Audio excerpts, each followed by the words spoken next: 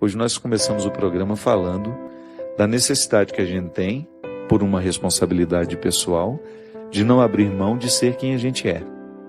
Eu até brincava, que à medida que nós vamos educando as crianças, elas vão deixando de ser sinceras. O falseamento não pode ser confundido com essa capacidade social que você tem de ser simpático com o outro e de não dizer aquilo que vai ser agressivo a ele. Então, ser educado é você privar o outro de ouvir algo que possa ser desagradável aos ouvidos dele. Então, você considerar com sabedoria. Mas o falseamento é diferente. O falseamento é quando você finge uma satisfação quando de fato ela não existe. Então, muitas vezes, nós assumimos o falseamento como uma postura de vida. Não é o outro que vai quebrar essa falsidade em nós. É claro que alguém pode até nos estimular a deixar a falsidade de lado. Mas é a gente que precisa, diariamente, fazer essa pergunta. Se nós estamos sendo suficientemente verdadeiros com o nosso processo, para que esse processo nos provoque satisfação, realização, que essa vida é uma só.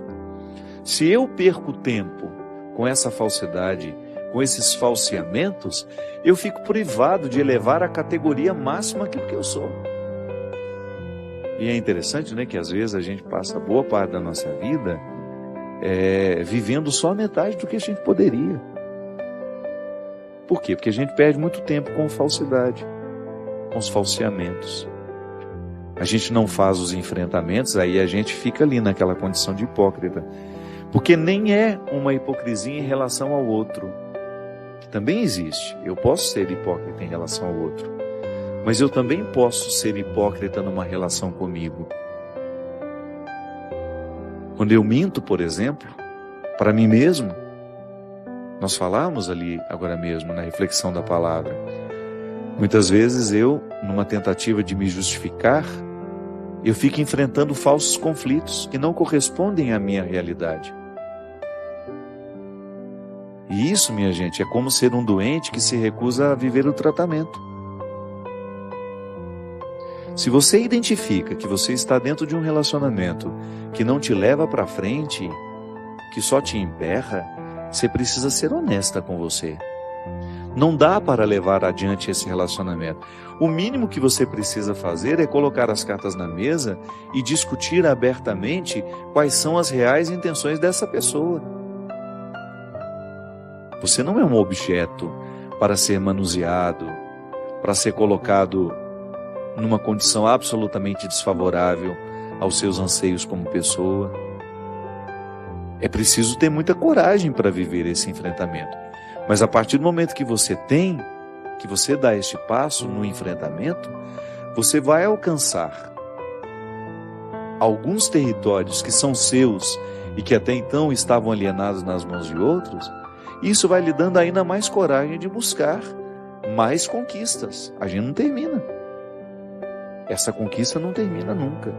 A liberdade interior é um processo que nunca vai ter fim. Então, se você sente que você está vivendo um relacionamento que não lhe favorece florescer como pessoa, você não pode pensar duas vezes. Você tem que problematizar a questão. Eu gosto sempre de dizer isso. Nós precisamos levar a sério os nossos conflitos. Às vezes nós não damos ouvido ao que nos incomoda. E por que não damos ouvido ao que nos incomoda? A gente perde a habilidade de saber o que de fato precisa ser modificado. É como você se acostumar a um emprego onde você não cresce, onde você não precisa recrutar a sua inteligência, você fica repetindo a mesma coisa, e aí você olha que uma pessoa muito menos preparada que você realizaria aquela função perfeitamente. Está na hora de você ir embora. Está na hora de você buscar um outro lugar para você. Sabe por quê? Senão você vai começar a se nivelar por baixo. E essa fatura chega. Pode ser que hoje você esteja acostumado, o contexto te anestesiou, mas vai chegar um momento que você vai se cobrar. Meu Deus do céu, por que eu não tive coragem de fazer a minha mala e partir em busca de uma realidade que me exigisse mais? Por que eu não tive coragem de, naquela hora, tomar uma decisão que me causaria um desconforto, porque eu perderia a estabilidade, mas ao mesmo tempo me colocaria num projeto que de fato era para mim? Aí você vai sentir que você vai ser mais exigido do ponto de vista intelectual e naturalmente você vai sentir-se mais confortável do ponto de vista emocional. Porque quando nós temos a acomodação do processo intelectual, você começa a nutrir silenciosamente uma insatisfação emocional. Você sabe por quê? O ser humano sabe que pode. Você sabe que pode. Hoje, conversando com uma amiga minha, ela estava me dizendo que ela é empresária, ela trabalha não com um grupo muito grande de pessoas, mas ela fala assim: eu sempre tive muita habilidade de mandar os meus funcionários embora. Não é fácil, né? Já mandou alguém embora? Eu também não quero ter esse desprazer, deve ser muito desagradável. Mas ela disse que quando ela identificava que um funcionário não correspondia mais ao que ela esperava, e que ela certamente teria de enfrentar o dissabor de despedir, ela começava a prestar atenção de maneira especial no que estava desestimulando aquela pessoa.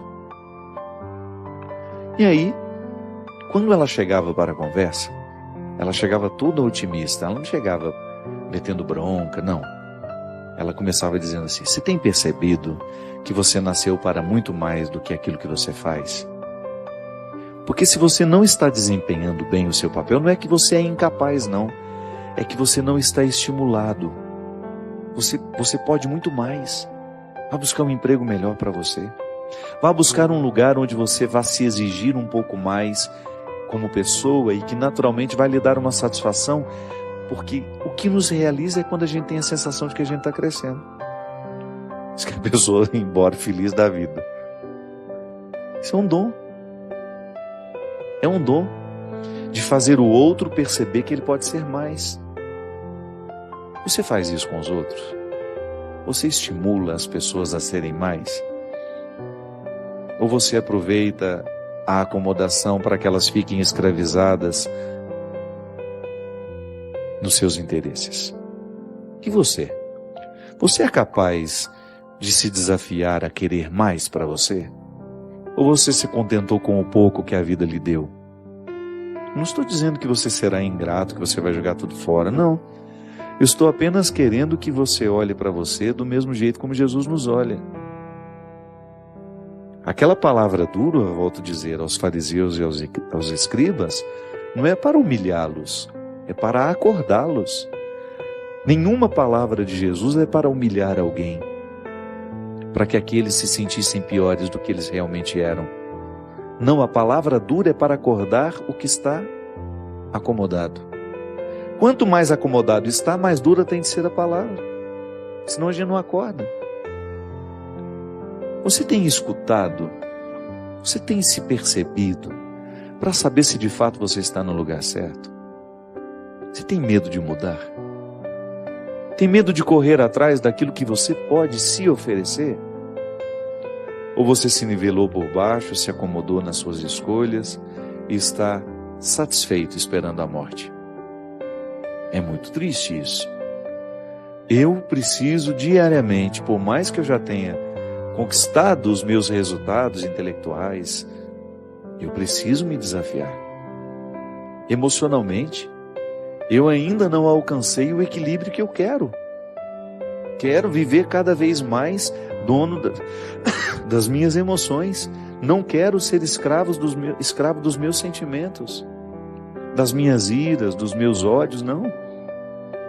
O processo de Deus para mim, o convite de Jesus para mim, é superar tudo aquilo que para mim é um contexto de hipocrisias.